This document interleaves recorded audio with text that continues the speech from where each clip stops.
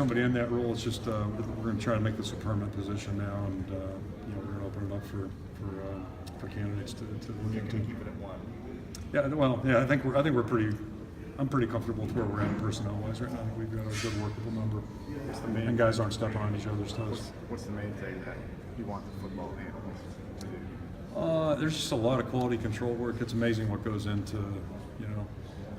into getting ready for a season. And there's always projects to be done. But again, my concern is, I don't want us doing duplicate projects. I've seen that operation before, or projects get done and sit on somebody's shelf.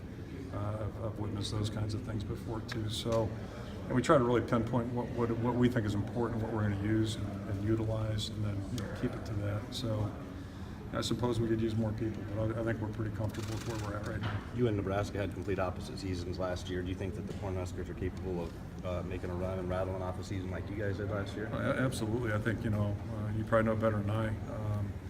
Just how many close games they were involved in, and how close they were to having a really fruitful year. So that's the nature of college football. There are a lot of close calls in these games, especially in conference play, and the lines of division are they're all pretty close. So I think anybody's capable of doing anything. Not to go off on opponents and all those kinds of things, but Purdue's got a lot of players back, and I thought they were a much better team last year than they were the year before. They've got a lot of those same players back. So I think anybody, it's the beauty of college football, and certainly the beauty of the Big Ten is that anybody can make a run and put things together if they get the right pieces. And having a senior quarterback's a helpful thing. How important is to you? You talk about too many voices, 15 analytics guys trying. How do you filter, and how much do you? Yeah, I'm not smart enough to know that answer, and I just. I'll give you an analogy or a parallel maybe. I was asked one of the places I worked, how I felt about having two line coaches. And I was of the strong opinion that, you only need one. There's only 5 guys, first and foremost. You need somebody to help you and assist you. That's really beneficial. But there has to, I think, be one voice in that room. It's a personal opinion I've held for a long time. And to have two, I think, just kind of diffuses things, and you get some mixed messages there, yeah. So, and on a bigger scale, I think it's the same thing here. So you have to weigh and measure what you think is best for your organization, and then go from there. But I guess I've always tried to lean, or tended to lean towards less is better. Because again, I think it's really important, first and foremost, what voices are the players hearing, and then just the more people you have around, I think the more chance there is for misinterpretation of information, that type of thing. And again, let's face it, this stuff is not rocket science. Across the street from Kennick, there's some different high-tech stuff going on in our building.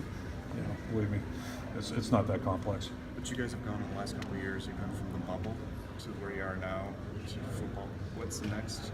What else does Iowa need? We just need to just improve in little areas, but there's really no major. Obviously, the stadium project is going to be really exciting when we get to that.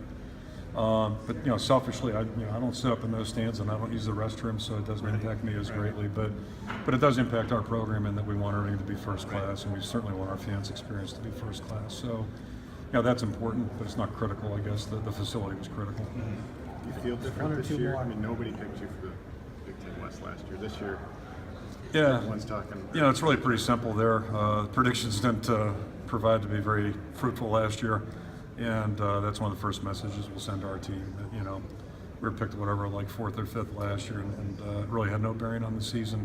It goes both ways. Elevators go up and down, and it's the same thing here. So really what we need to be focused on is what last year's team did, how they operate, how they handle things, and how they meet the challenges that were presented to them. That's going to be the key for us. You even mentioned that you guys have struggled in these positions before. Is that completely separate? Yeah, but I'll also add that we've flourished in these environments too.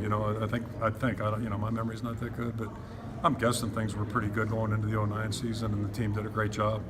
And I would venture to say it's probably that way 03, 04. But the illustrations are just so plentiful. Whether you look at 05, where our last 2 conference games were Michigan and Northwestern, overtime loss, 1-point loss, crazy game. I'll never forget that bus ride coming out of there. That's how close we were to being Big Ten champs that year. And in 2010, look at any of the 5 losses, bing, bing, bing, I think it was 5. And, they're all one-possession games. You get a punt blocked at Arizona. not to mention some other stuff that happened there. And each and every one of those games are good illustrations. So the difference is, last year we handled those things in a real positive way, and in 10 we didn't. We didn't quite get there. And so why? What can we do to avoid that? That's a challenge. Yeah, certainly. CJ's going to wade into a mile of health sports hernia questions.